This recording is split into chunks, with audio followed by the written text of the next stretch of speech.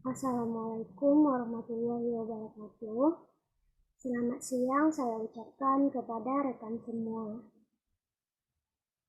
Baik, pertama-tama marilah kita panjatkan puji dan syukur atas kehadiran Allah Subhanahu wa Ta'ala, karena telah memberi kita rahmat nikmat seperti yang kita rasakan pada saat sekarang ini. Baik, perkenalkan nama saya Cindy Dwi Safitri dengan NIM 22002234. Di sini saya akan mempresentasikan materi perkuliahan mengenai peran dan fungsi komunikasi. Baik, langsung saja kepada materi yang pertama. Pengertian komunikasi. Komunikasi merupakan suatu proses pengiriman pesan atau simbol-simbol yang mengandung arti dari seseorang komunikator kepada komunikan dengan tujuan tertentu. Jadi, dalam komunikasi itu terdapat suatu proses yang dalam tiap prosesnya mengandung arti yang tergantung pada pemahaman dan persepsi komunikan. Kemudian, pengertian komunikasi menurut para ahli. Yang pertama, menurut Agus M. Harjana, 2016 pada halaman 15. Komunikasi merupakan kegiatan di mana seseorang menyampaikan pesan melalui media tertentu kepada orang lain dan sesudah menerima pesan kemudian memberikan tanggapan kepada pengirim.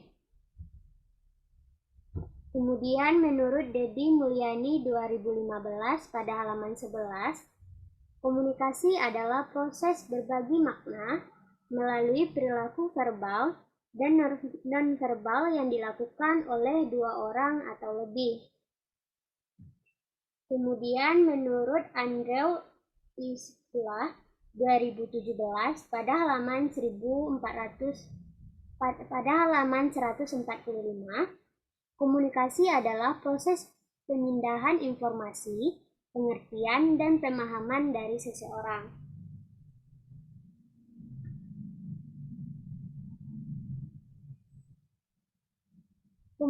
Kemudian,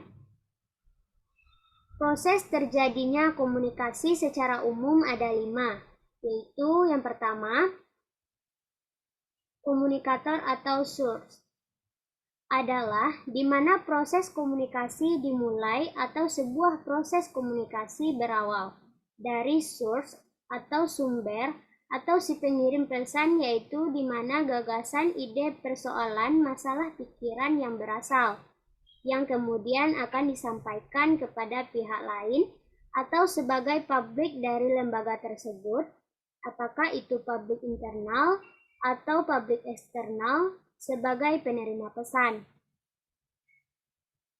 Kemudian yang kedua, pesan atau message, yaitu apapun yang dilakukan oleh manusia, baik lisan ataupun tertulis, melalui kegiatan public relation, di setiap lembaga menyebutnya sebagai sebuah pesan-pesan yang disampaikan dalam bentuk sederhana, tetapi bisa memberikan pengaruh yang sangat besar, dan itu cukup efektif dalam memperbaiki sebuah persoalan atau permasalahan yang dihadapi lembaga, bahkan mengangkat citra dan nama baik lembaga tersebut.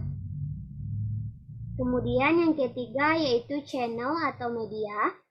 Artinya, pesan yang disampaikan kepada mereka-mereka yang kita sebut sebagai penerima pesan bisa disampaikan melalui media cetak, online, dan sebagainya. Kemudian yang keempat adalah komunikan atau publik, yaitu adalah orang-orang atau kelompok yang menerima pesan dan sasaran yang ingin kita sampaikan atau target kita, baik itu berupa individu ataupun kelompok atau lembaga atau bahkan satu kumpulan besar manusia yang tidak saling mengenal satu sama lain, atau disebut sebagai publik eksternal yang hampir tanpa batas, kecuali nanti kita mau otak-atiknya dalam kebutuhan masing-masing lembaga. Jadi itu tergantung kepada lembaganya. Kemudian yang kelima atau yang terakhir adalah tanggapan atau respon atau feedback. Tanggapan atau respon atau feedback dari penerima pesan yang terbentuk atau yang mampu mengubah pesan berikutnya yang disampaikan oleh si sumber tadi, sehingga terjadi perubahan paradigma, perubahan perilaku, program pemikiran, dari yang dulunya anggap kita itu jelek, tiba-tiba melalui pesan yang kita sampaikan dengan segala strategi public speaking yang handal yang dimiliki oleh mereka atau petugas public relation di sebuah lembaga, paradigma itu bisa berubah menjadi lebih baik. Kemudian, konsep komunikasi. Konsep komunikasi sendiri ada 3, yaitu sebagai berikut. Yang pertama, komunikasi interpersonal. Komunikasi interpersonal di lembaga maupun di organisasi manapun akan muncul komunikasi internal, yaitu komunikasi yang terjadi di antara orang-orang yang ada di dalam lembaga. Apakah bentuknya personal communication, atau kebutuhan antar individu terkait dengan pekerjaan. Kemudian yang kedua adalah group communication atau komunikasi kelompok atau divisi per divisi yang ada di lembaga, yaitu adalah komunikasi yang terjadi antara kelompok yang ada di dalam suatu lembaga yang ada di luar, yang ada kaitannya timbal balik, bagaimana komunikasi itu saling berdampak, bagaimana feedbacknya. Nah, komunikasi itu berarti antara organisasi dengan publik lembaga dan mereka-mereka yang ada di luar lembaga, yang dikenai secara langsung ataupun tidak langsung atas dampak yang dimiliki lembaga. Kemudian yang ketiga, komunikasi dalam organisasi. Komunikasi dalam organisasi ini lebih cenderung endemik atau lebih multi komunitas. Yang terjadi seperti komunikasi dalam organisasi adalah komunitas atas bawah, seperti pimpinan ke bawahan, bawahan dengan bawahan, bawahan dengan pimpinan, sehingga komunikasi menjadi lancar, sehingga keputusan kebijakan yang dihasilkan atas dampak yang dibicarakan dengan pengambilan keputusan bisa dikomunikasikan secara efektif. Kemudian, efektivitas dalam komunikasi. Efektivitas komunikasi terbagi menjadi 4, yaitu yang pertama, keterbukaan. Ketika suatu kebijakan atau suatu persoalan pada saat informasi yang disampaikan mesti sama ketika ada informasi A, maka yang harus disampaikan informasi A juga. Maka perlu strategi khusus. Maka pekerjaan dari mereka-mereka yang ada di setiap lembaga sebagai penanggung jawab public relation atau public relation officer ini menjadi sangat besar karena aliran informasi yang disampaikan harus sangat jelas. Kemudian yang kedua, empati. Sama dengan ketika kita berkomunikasi dengan orang lain dalam bentuk apapun, apakah secara personal. Ketika empati itu tidak muncul, biasanya interaksi terjadi itu hanya sebatas pembicaraan umum. Tidak ada chemistry. Jika dibandingkan, empati satu tingkat di atas simpati. Kalau simpati, kita ikut ngerasain penderitaan orang lain. Misalnya ada orang yang sedih, kita pun pasti akan ikut sedih. Tapi kalau empati, tidak sekedar ikut ngerasain, tapi ikut berbuat, jadi kita ngerasain sedihnya orang itu, dan juga ikut nyariin solusinya.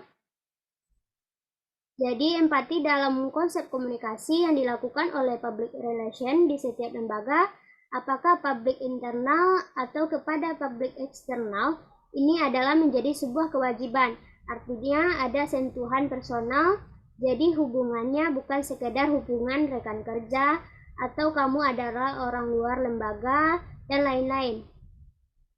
Jadi siapapun yang ada di depan kita ketika proses komunikasi terjadi, ketika hasrat ingin menyampaikan informasi dan pesan tadi, akan ada rasa yang muncul dan chemistry yang akan dibangun. Maka berbicaralah dari hati ke hati menggunakan rasa, karena itu jauh lebih enak sebenarnya. Kemudian yang ketiga, dukungan atau support. Support dari lembaga secara keseluruhan, ketika sudah dipercayakan kepada public relation officer, maka kasih dukungan kepercayaan penuh, jangan menanggung-nanggung. Jadi dengan support tadi membuat orang yakin ingin dalam menyampaikan sesuatu. Kemudian yang keempat atau yang terakhir, equity atau kesetaraan.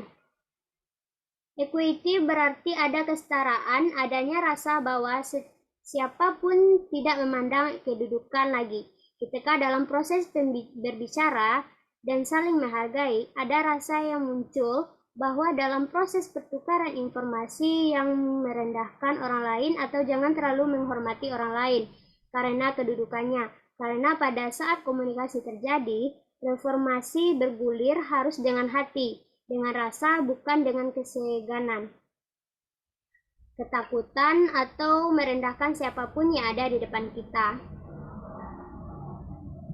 Kemudian selanjutnya strategi menciptakan komunikasi.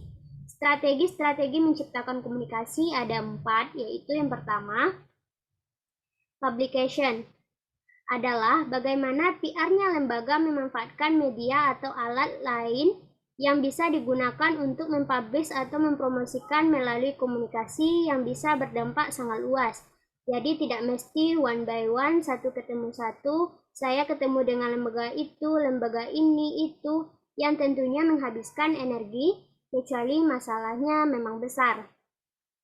Yang kedua adalah event-event atau kegiatan besar. Event-event atau kegiatan besar yang mengundang masyarakat atau publik dimanapun termasuk industri. Kalau semua ini ada catatan buruk tentang lembaga itu, boleh jadi ada sesuatu yang belum dipahami oleh mereka. Maka dengan event dan kegiatan besar ini mampu mengubah persepsi mereka dengan yang dulunya menganggap jelek, siapa tahu berubah menjadi lebih baik. Kemudian yang ketiga, berita atau news. Strategi yang bisa dilakukan atau dimainkan oleh pihaknya sebuah lembaga dalam berkomunikasi adalah melalui berita atau news. Dengan cara mengundang para wartawan untuk menulis berita atau justru kita yang mempublish berita itu sendiri melalui semua media-media cetak ataupun televisi yang bisa dimanfaatkan. Dan ini sebenarnya kunci dari kegiatan atau kemampuan yang dituntut dari setiap PR-nya lembaga. Kemudian yang keempat atau yang terakhir adalah social responsibility. Jadi banyak strategi, alat, kondisi, dan media yang bisa dimanfaatkan dalam membuat komunikasi sebuah lembaga itu menjadi sangat efektif. Kemudian yang selanjutnya, peranan praktisi PR. Ada 4 peranan praktisi PR menurut Scott, yaitu sebagai berikut. Yang pertama, sebagai fasilitator komunikasi. Yang kedua, sebagai fasilitator proses pemecahan masalah atau disebut dengan problem solving process facilitator. Yang ketiga adalah sebagai teknisi komunikasi. Yang keempat adalah expert receiver atau yang disebut dengan penasehat ahli. Kemudian yang selanjutnya, pentingnya komunikasi. Pentingnya komunikasi itu ada 4, yaitu sebagai berikut. Yang pertama, mengenal khalayak atau publik. Mengenal khalayak atau publik yang ingin ditujukan pesan atau komunikasi. Dengan siapa Anda harus tahu siapa mereka, seperti apa mereka, lalu bagaimana mereka, apa hasrat dan keinginan mereka, kebutuhan mereka terhadap lembaga. Istilah kata kalau tidak kenal, maka tak sayang maka tak cinta. Dan proses chemistry terbangun ketika sudah saling mengenal, itulah analoginya. Yang kedua adalah munculnya chemistry dengan publik. Dalam rangka menyusun kalau memang sudah kenal, sudah tahu, sudah muncul chemistry dengan publik yang akan kita ingin kejar untuk melaksanakan proses komunikasi terkait dengan lembaga yang kita bangun itu, maka pesannya harus didesain sebagus mungkin. Bagaimana cocoknya pesan itu bisa sampai, bisa diterima dengan baik oleh khalayak yang kita maksud. Misalnya kalau tujuannya untuk anak-anak, maka gunakan bahasa yang dapat dimengerti dan dipahami oleh anak-anak tersebut. Begitupun sebaliknya. Jadi ketika Anda kenal siapa publik, maka Anda harus desain pesan Anda sesuai dengan kebutuhan mereka. Kemudian yang ketiga, tetapkan metode yang tepat dan cocok. Kemudian yang keempat atau yang terakhir adalah dengan memilih media yang pantas dan memang semestinya, baik media cetak yang bisa dimanfaatkan atau melalui event, atau yang paling praktis dan yang paling memungkinkan sehingga lebih efektif untuk digunakan.